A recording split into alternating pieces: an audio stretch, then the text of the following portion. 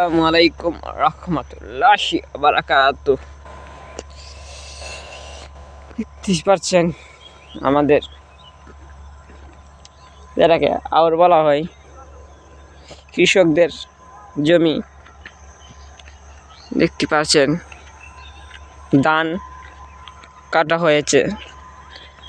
ধান মানে কৃষকদের আনন্দ, ধান মানে কৃষকদের খুশি। তারা যেটা কষ্ট করেছে ৬-৭ মাস, সেই কষ্টের প্রতিদান হলো সেটা। সেই কষ্টের প্রতিদানই সেটা। এই যে ধান কৃষকরা বিক্রি করছে, সেটা তাদেরই প্রতিদান, তারা পেয়েছে। কিন্তু তারা সেটা পেয়ে খুবই আনন্দ এবং খুশি হয়েছে। যেটা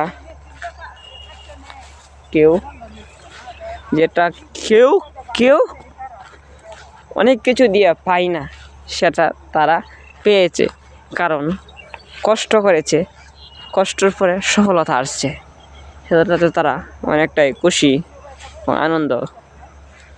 এর সামনে ক্ষেত রয়েছে, সেই খুশি যেন সারা, সেই খুশি আমরা অনেক সময় বলে থাকি, ঈদ মানেই খুশি, ঈদ মানেই আনন্দ। ঠিক সেরকমই কৃষকদের জন্য ধান মানেই খুশি, ধান মানেই খুশি, খুশি মানে ধান। এটা কৃষকদের জন্য। এই যে সামনে আর একটা ক্ষেত আছে, সেই ক্ষেতটা কাটা হয়ে যাবে আর একটু পরেই। দেখতেই পাচ্ছেন এই যে মেশিন, একটু দূরে আছে। এই যে মেশিন, এই কাঠটি কাটার পরে ওই কাঠটাও কাটা হবে।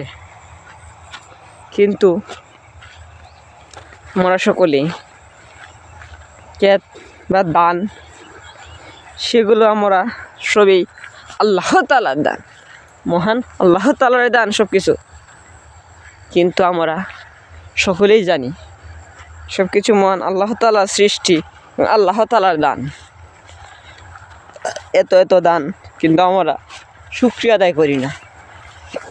সবসময় শুকরিয়া আদায় করতে হবে, সবসময় যাই হোক না কেন, সবসময় আলহামদুলিল্লাহ বলতে হবে। এই যে তারা ধান বিক্রি করেছে, সেজন্য তারা সকলেই শুকরিয়া আদায় করবেন, যাই হোক না কেন।